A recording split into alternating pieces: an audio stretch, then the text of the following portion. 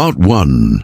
The cafe was buzzing with soft chatter, the sound of cups clinking and the faint aroma of roasted coffee beans filling the air. Ethan adjusted his worn-out jacket nervously, his grease-stained hands rubbing together as he glanced once more at his phone screen. Blind date at 7 p.m. Table 5, her name's Lily. His best friend Mark had set it up. "Trust me, bro," Mark had said. "She's nice, sweet, and you need to stop working and start living." But as Ethan looked around, doubt started to crawl into his chest. He wasn't the kind of guy women fell for.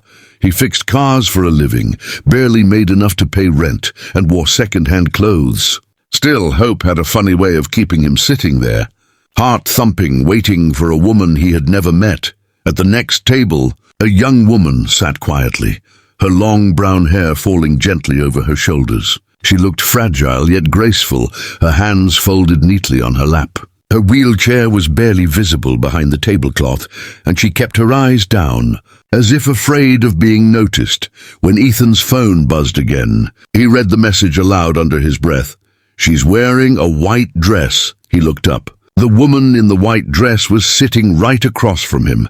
Gathering his courage, he stood up and walked toward her. "Lily?" he asked with a hopeful smile. The woman looked startled, but then smiled softly. "Yes, Lily." Her voice was calm, but carried a trace of sadness. Ethan sat down, nervous but relieved. "I hope I'm not too early."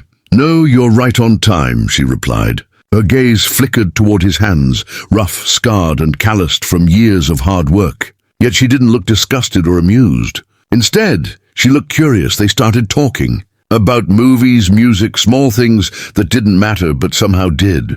Lily's laughter was soft and genuine, and Ethan found himself opening up more than he expected. He told her about growing up in a small town, fixing cars with his dad, and how life hadn't exactly gone as planned. She listened intently, her blue eyes shimmering with warmth. "It sounds like you work really hard," she said softly. He shrugged. "Gotta keep moving." Life doesn't fix itself. For a moment, silence hung between them. Then Lily's expression shifted, like she wanted to say something but didn't know how. "Can I tell you something?" she asked finally.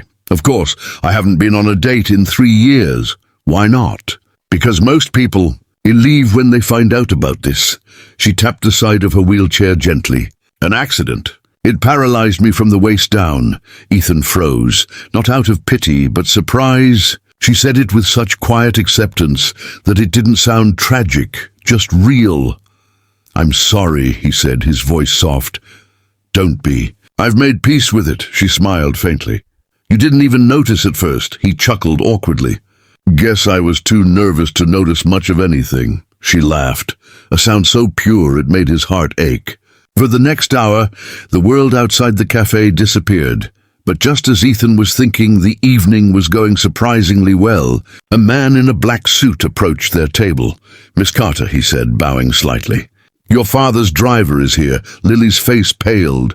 Ethan blinked in confusion. "Your father?" The man turned to him sharply. "Who are you?" Ethan opened his mouth, but Lily spoke first. "It's fine, Daniel, he's a friend." The man frowned but didn't argue. As he walked away, Ethan leaned forward. "Who is your father?" She hesitated, biting her lip. "My last name's Carter. My father owns Carter Motors." Ethan froze. "Carter Motors, the biggest luxury car manufacturer in the country." He laughed bitterly. "You mean the company that makes cars I can't even afford to fix?" She looked down, embarrassed. "I was going to tell you." Before she could finish, another man walked in, tall, broad-shouldered, wearing a tailored suit that probably cost more than Ethan's yearly salary. His expression was cold and commanding. "Lily," he said firmly. "What are you doing here?" "Dad, please." Mr. Carter's eyes darted to Ethan, narrowing in disdain. "And who are you?" Ethan stood, trying to stay respectful. "I'm Ethan. We were just having coffee." "Coffee?" The older man's voice dripped with scorn. "My daughter doesn't need your pity. Stay away from her." "Dad, stop it." Lily's voice trembled, but he didn't back down. Ethan clenched his fists, anger rising in his chest. "With all due respect, sir, I wasn't pitying her. We were just talking." Mr. Carter's eyes hardened. "Talking? You think I'd let my daughter associate with a mechanic?" "Dad!" "Get out," Mr. Carter said sharply. Ethan swallowed hard. Every word hit like a hammer. But as he looked at Lily, her pleading eyes, her silent tears, he realized walking away wasn't just about pride anymore. He gave her a soft smile. "I had a great time, Lily." And then, without another word, he left the cafe. Outside, the night was cold. He walked to his old pickup truck, his heart heavy but strangely alive. For the first time in years, someone had looked at him without judgment. Someone who mattered, but he also knew this wasn't the end of their story, because love, once found in the most unexpected place, doesn't fade that easily. Part 2A week passed, and Ethan tried to throw himself into work. The sound of wrenches and engines usually calmed him, but this time, his thoughts kept wandering back to her. Lily Carter, the girl in the wheelchair, the daughter of a man who despised him. He told himself to forget her. People like them didn't belong in his world. Yet every time he closed his eyes, he saw her smile, the way she'd listened to him like he was someone worth hearing. Then, one rainy afternoon, his boss called out, "Ethan, you've got a special job today. VIP client." Ethan wiped his hands and looked up, then froze. The car parked outside was a custom-made Carter Motors model, one of the most expensive in the country. He walked out to greet the client, and there she was, Lily, sitting in her wheelchair under an umbrella, smiling shyly. "Hey," she said softly. "Lily, what are you doing here?" "I told my dad I wanted to get the car checked personally." Her smile turned mischievous. "He doesn't know I came to this workshop." Ethan shook his head, trying not to grin. "You really shouldn't be here." "If your dad finds out, he already hates me being happy." "What's the difference?" she said, her voice trembling slightly. That hit him harder than he expected. He crouched beside her. "You shouldn't say that. You deserve to be happy." She looked at him then, really looked at him. "You're the first person who said that to me in a long time." For the next hour, they talked again. About dreams, fears, and the little things that made life bearable. When it was time for her to leave, she reached into her bag and handed him something small, a silver keychain shaped like a wrench. "For luck," she said softly. "You might need it one day." He took it speechless, but not everyone was happy about their growing friendship. 2 days later, Mr. Carter himself walked into the garage. His sharp eyes swept the room before landing on Ethan. "So you're the mechanic," he said coldly. "Yes, sir," Ethan replied, straightening his back. "My daughter has been sneaking out to see you." Ethan froze. "Sir, it's not what you think. We're just friends." "Friends?" Mr. Carter's voice turned icy. "My daughter doesn't need friends like you. She's fragile, broken." That word made Ethan snap. "She's not broken," he said, his tone firm. "She's stronger than you'll ever know." Mr. Carter's eyes narrowed. "You think you understand her? You don't know what it's like to lose everything." Ethan took a deep breath. "Actually, sir, I do.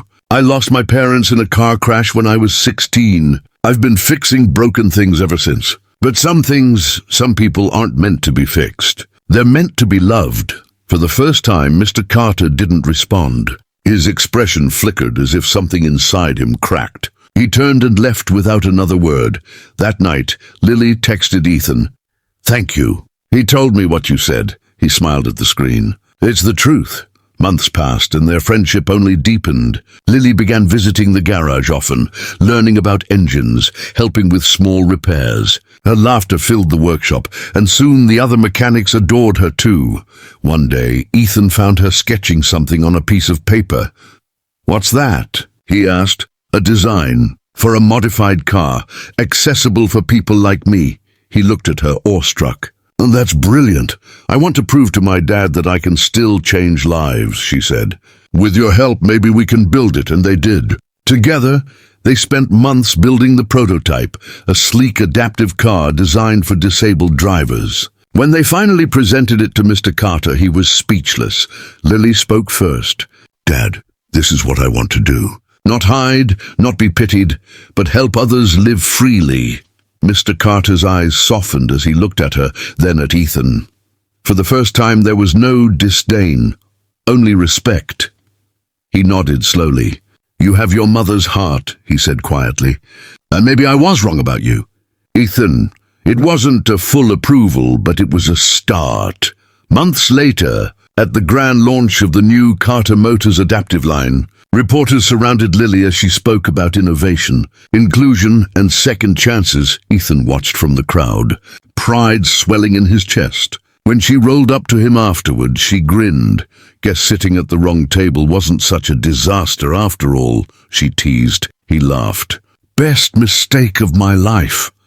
And as the lights shone around them, Ethan realized sometimes fate doesn't need fancy dinners or perfect plans. Sometimes love finds you at the wrong table and turns your whole world right.